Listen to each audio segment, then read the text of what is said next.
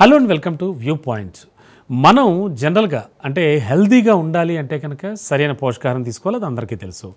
అంటే బ్రేక్ఫాస్ట్ నుంచి మొదలుపెట్టి లంచ్, స్నాక్స్, డిన్నర్ వరకు కూడా మనం తీసుకునే ఇంటేక్ చాలా హెల్తీగా ఉండాలి. అయితే తినే విషయంలో చాలామంది అసలు ఏం తినాలి, ఎంత తినాలి, ఇవే ఎక్కువ ఆలోచిస్తూ ఉంటాం. కానీ క్రోనో న్యూట్రిషన్ ఈ పేరు విన్నారా మీరు?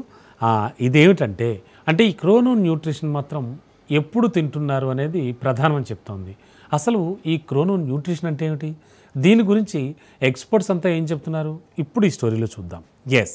క్రోనో న్యూట్రిషన్ అంటే ఏమిటంటే భోజనం ఒక క్రమబద్ధత అండ్ ఫ్రీక్వెన్సీ, అలాగే ఫుడ్ తీసుకునే సమయం అని నేషనల్ లైబ్రరీ ఆఫ్ మెడిసిన్ అధ్యయనంలో తాజాగా తేలింది. మరి ఈ థియరీ తాజాగా ప్రాచుర్యంలో కూడా వచ్చేసింది. ఎందుకంటే ఇప్పటికే రకరకాల డైట్ ప్లాన్లు రాజ్యం వెళ్తున్నాయి.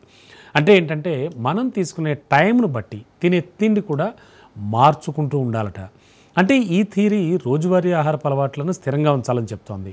మార్నింగ్ నిద్ర లేచిన వెంటనే తొలి గంటన్నరలోపే ఏదైనా తినేయాలట.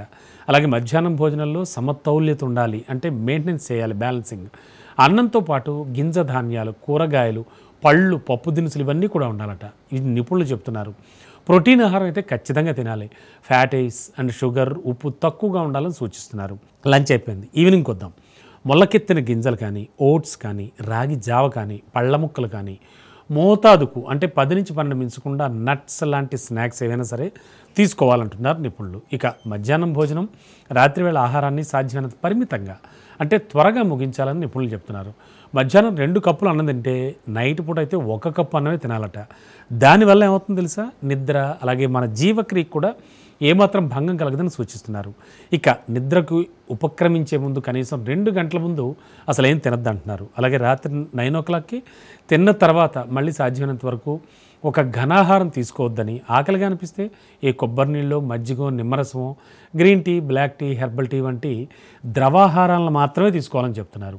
ఎంత బిజీ వర్క్లో ఉన్నా కూడా ఖచ్చితంగా టైంకి రోజు ఆహారాన్ని తప్పనిసరిగా తీసుకోవాలని వాళ్ళు సూచిస్తున్నారు. సో ఉదయం 8 o'clock నుంచి రాత్రి 8 o'clock వరకు కూడా ఫుడ్ని తీసుకోవడం, మిగిలిన టైంలో ఉపవాసం పాటించమంటున్నారు. 10-12 గంటల ఆహార స్వీకరణ విధానాన్ని అనుసరించడం హెల్త్కి చాలా మంచిది అంటున్నారు. అధ్యయనం ఏం చెప్తోందంటే క్రోనో న్యూట్రిషన్పై అంతర్జాతీయంగా కూడా చాలా అధ్యయనాలు జరిగాయి. ఒబేసిటీ ఉన్న వాళ్ళైతే 420 మంది వ్యక్తుల బరువును 20 వారాల్లో తగ్గించే ప్రక్రియను కూడా స్పెయిన్లో చేపట్టారు. వీళ్ళని 2 గ్రూపులుగా వేరు చేశారు. అందరికీ ఒకే రకమైన క్యాలరీలను ఆహారం ఇచ్చారు. వాళ్ళకి ఎక్సర్సైజెస్ కానీ నిద్ర టైం కూడా ఒకేలా ఉండేలా చేశారు. లంచ్ని 3 hours లోపు చేసిన వాళ్ళు ఆ తర్వాత తిన్నవారి కంటే కూడా ఎక్కువ బరువు తగ్గారు. మార్నింగ్ ఎలాంటి ఆహారం తినకుండా ఉండడం లేదా బాగా తక్కువ క్యాలరీలు తీసుకున్న వారు బరువు తగ్గలేదు. సో క్రోనో న్యూట్రిషన్ ఆహార వేళల ఆరోగ్యానికి ఎంత ముఖ్యమో ఇంటర్నేషనల్ జర్నల్ ఆఫ్ ఒబేసిటీ కూడా స్పష్టం చేస్తోంది.